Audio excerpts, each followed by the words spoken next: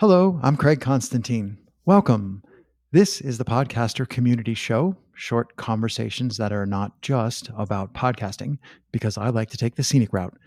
Our guest today is Ame Sanders. Amy, sorry, I mis- my bad, but I'm leaving it in because I make mistakes too.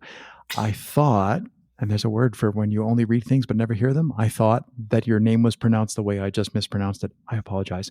Welcome, Amy, because I've heard you say it now. So, welcome to the show. How are you this afternoon? I'm doing great, Craig. Thanks for having me on your podcaster show. I so many things that I always want to talk to people about. And when we talked beforehand, you, in response to my asking you what would have happened if you had found podcasting a decade sooner, you were talking about how podcasting is now a passion project for you. And you started talking about what you're trying to accomplish or what you're trying to sort out. And you mentioned a balance, or that you see a need for a balance between what we'll call scientific, like analytical ways of working on inclusivity. And then I don't want to say like random acts, but like this idea of there's also something to be said for just trying to act from one's own heart if you're in a position where you're trying to increase inclusivity. Um, do you feel like the podcast gives you a special way to examine that balance, or do you feel like podcasting is simply, and I'm air quoting, simply a communication medium for you? Do you feel like it gives you a special way to tease that problem apart? Yes, all of the above. So um, I'm happy to be talking about this. My podcast is State of Inclusion, and I work with communities. My goal is to work with communities to help them become more inclusive and equitable. And the podcast grew out of the idea that I want to identify work that's going on in communities and individuals who are working to make their own communities more inclusive and equitable. And I want to celebrate that work, elevate that work, Mm. showcase it, and understand it, and see if there is a way to share that across the country so that those ideas can travel more freely, and communities that see something that's happening in, I don't know, Louisville, Kentucky, or in, Greenville, South Carolina, where I am, that they can say, oh, well, that might, or something similar to that might work in my community. And the podcast became a way to begin to have those conversations about that. And what I was saying earlier is somewhere between this idea of being very analytical about how you approach equity and Mm. inclusion to Mm. transform a community, and as you were saying, random acts of being more inclusive. Um, where do you find that you can really make a difference with a community? Mm. Because what I was also surprised by as I started talking to people is there is so much work going on out there. People across the whole country, I mean, thousands and hundreds of thousands of people are working on helping their community become more inclusive, working at a very local and granular level, and doing all kinds of things and trying all kinds of things to make a And that's difference where in the their work community. actually gets done, right? Like, It is. as much as I love railing on social media, I'm not going to do it today. A tweet or an Instagram post, this doesn't actually change the world. I mean, if you're lucky, it goes viral, maybe, but it's really those people who are actually doing the work in that local context. That's where the change actually happens. And so, a question that comes to mind right away is: do you imagine that your podcast is something that's going to change the way the doers, the way they think, or like inspire them? Or do you imagine it? There's a guy named Hugh McLeod who calls them social objects. Or do you imagine that your show is this social object? So I'm this person working on the ground. I take Amy's show and I run to someone else and I say, look at this thing. Here's something we can try. Do you see what I'm saying? There's like two ways to imagine what you are facilitating with your episodes. There's another way, which is probably the first way that I would Outstanding. say to think about it is, and it's the way I mostly think about it. I had said this was a passion project for me, so I retired from corporate life and I started working on this. And in the in the end, the only person we can affect is ourselves. We can't really change anybody else. We can only Hmm. change ourselves and how we relate to the world and how we see the world. And so the first thing for me is to learn and to grow personally. And I hope that at a personal level, when anybody hears the podcast, that it challenges them to think more broadly, more inclusively, more openly, and to reflect on their own past, what they want to see in the world. So it's an individual thing first. Then I would say the second most probable is, and really honestly part of what I try to do is, I want to this work is really hard work, and it's slow and long, and sometimes it's hard to tell if you're taking 2 steps forward or 4 steps back, and people get tired, and I want to celebrate the folks who are doing this work and lift them up and encourage them and make their work more visible. So the second part of this is to reach people who are really doing, substantive work in this and thought leadership, and who have just been at it a while and who may Mm, be weary from this and need some chance to talk about their work, get a little bit of distance from it, reflect on it, and celebrate what they've been doing or what their team's been doing. And then the third is, yes, maybe there's a community out there, someone who would hear something and go, "Oh my gosh, that's a great idea. We should do that." And, "Oh, now I see better how to do that mm, thing that we've been talking about doing." Or, "I found someone else I can call and talk to." Or, all of my podcasts have pretty extensive show notes with them. So I include a lot of links. They have a transcript. So, there's also materials that you can explore more, learn more, share, those kinds of things. So that's part of it as mm, well. So I'd say those 3 things. And then maybe the fourth one is, I want to be able to eventually abstract from, I don't know, a series of interviews, and maybe put together a reasonably good list, somewhere between scientific research and random thoughts, somewhere in the middle there, a reasonably good list of either protective behaviors or protective practices, or good um, good things that you should be thinking about if you want to make a real difference in your community. mm. Well, thank you for sharing that. That's a great intro to all the ways that your podcast can affect the world. I'm wondering, you said early on we were talking about this being a passion project, and like you and I, okay, we're podcasters. We know how much work goes into making the thing, and show notes and transcripts. And I'm wondering, how do you keep your personal passion level up? Like, how do you keep going with your own project? That's a good question. I would say I do and I don't. So I've been at this now for 3 years, and during the first year of COVID, I actually stopped and took a break. Several things were happening. Of course, there was a lot of activism, as we all know, going on in the area of racial violence, police brutality. There were a lot of voices out there, and I felt at that particular moment that my voice was not adding Mm, to the conversation, that, other people's voices needed to be heard. I needed to kind of sit down for a minute, take a pause. There was a lot going on in the environment, and so I did. So one of the nice things about it being a passion project and about being retired is you can go with your own rhythm, right? So I would say the first year for me was about learning and experimenting and trying to just get the mechanics down. The second year, I took a pause because I didn't feel like my voice was adding to the conversation. And this past year, I've been able to really come at it with more clarity and purpose and a bit more structure. And I've also gotten some help to help me get this out the door. So that has made a difference too. So that's kind of how I balance it.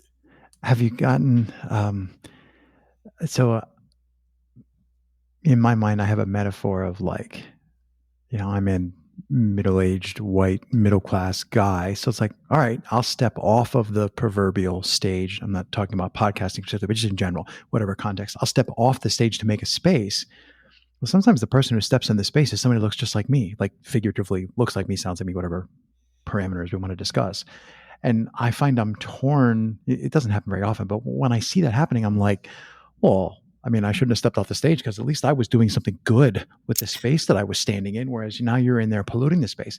I'm just wondering if have you had a sense of that now that you've actually taken a pause with your podcast?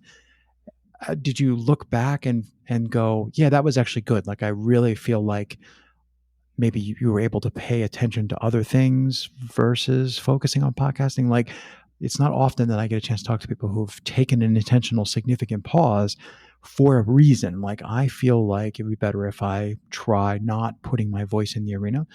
When you look back on that, what are your thoughts on how did that actually work for you? Did it actually, you think, make a difference in the bigger picture or whatever scale you want to think about?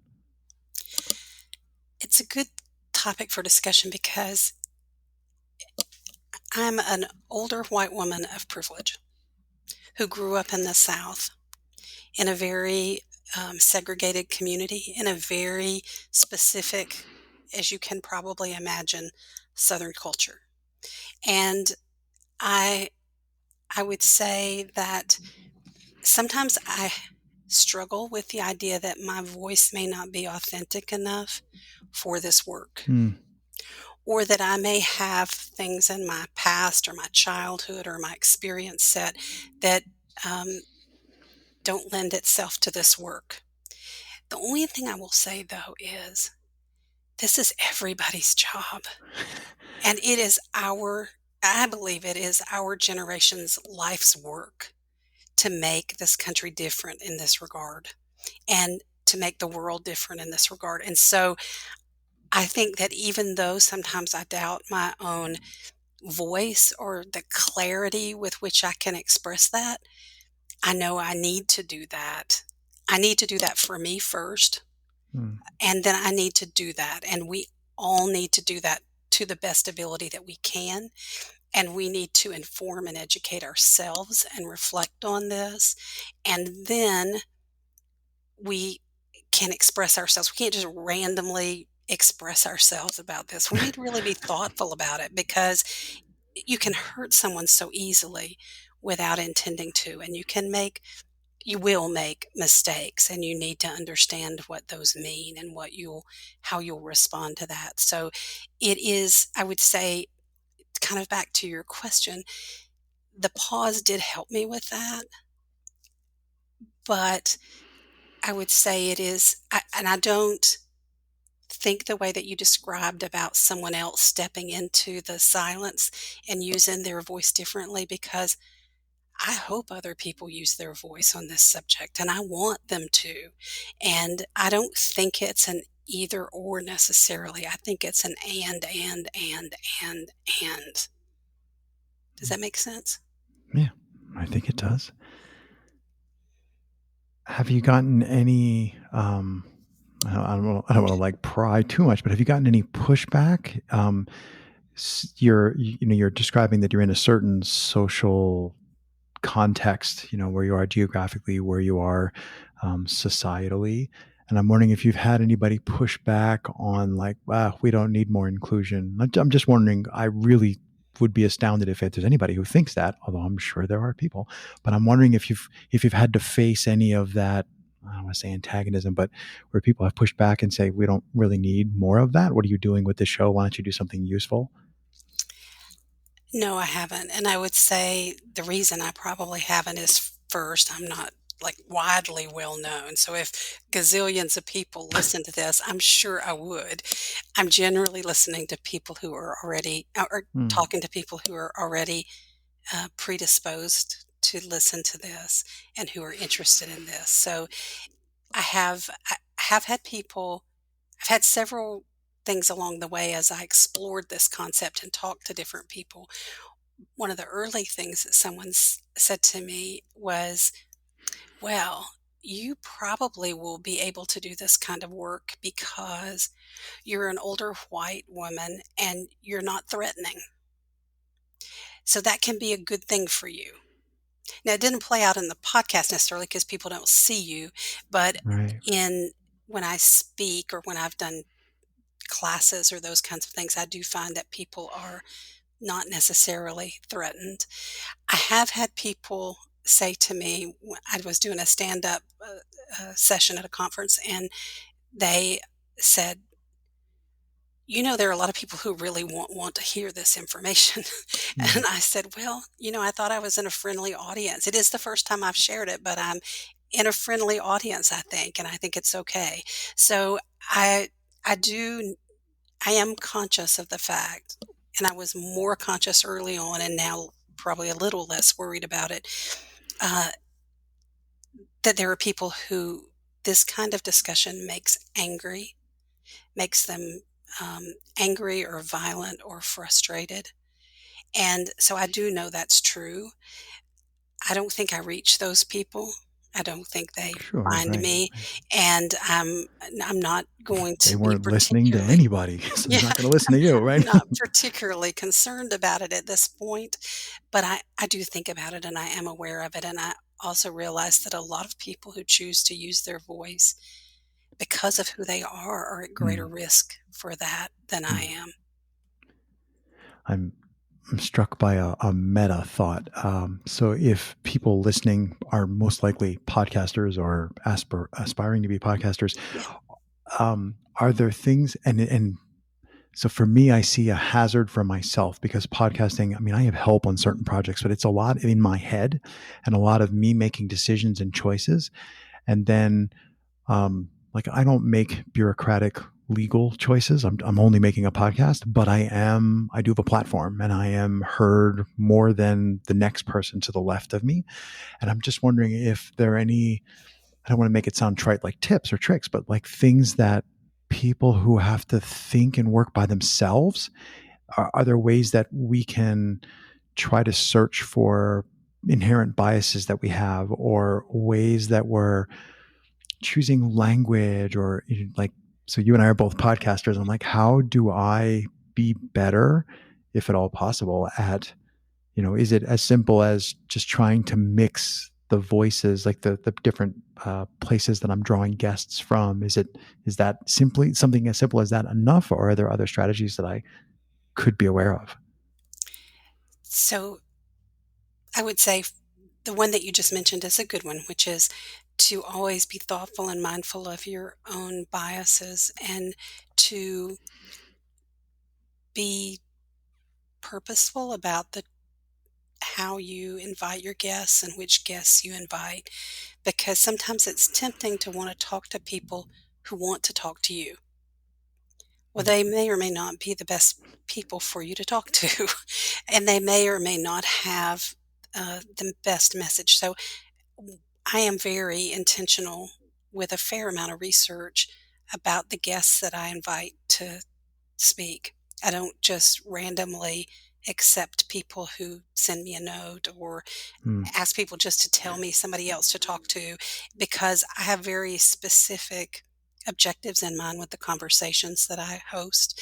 And so I would say be careful of your own biases, be thoughtful about the people that you engage with and that you include on your show, because they create the voice that your show creates along with you. And you can't necessarily you let that genie out of the bottle, and you can't manage that once it's happening. Really, you can right. not produce an episode, but you really need to be thoughtful about who you choose and who you talk with. And then I would say doing a lot of research is important, maybe even pre-calls, although I don't do a lot of those pre-calls. I have done with people. When they feel uncomfortable, I can tell they'll ask for that, and That's I'm usually more when than I do happy them. to do that. I do send them questions in advance so that they know the general flow that I'm hoping the conversation will take, and also if there are any controversial subjects that I'm going to bring up, because it's pretty sensitive and people often I'm very conscious of making my guests comfortable, I guess I would say, because this is a difficult subject for them too, and they want to have some idea of where this is going to go. They don't want to just blindly come on some stranger's show and then be trapped into saying something that they didn't intend. So, and I always give them the option to, it's edited, so I give them the option to correct it.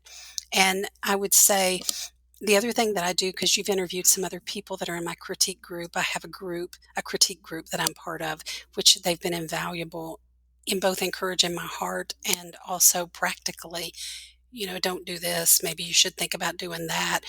That kind of advice when you can't hear it yourself anymore. Mm. Terrific. I think there's a lot of really actionable items in there, in addition to great things about perspective. Amy, as much as I hate to say it, I'm watching our time tick away. So I think that's a good place to stop for today. I appreciate you taking the time and sharing your thoughts with me. Thanks for joining me. Greg, it's been a pleasure to speak with you. Thanks.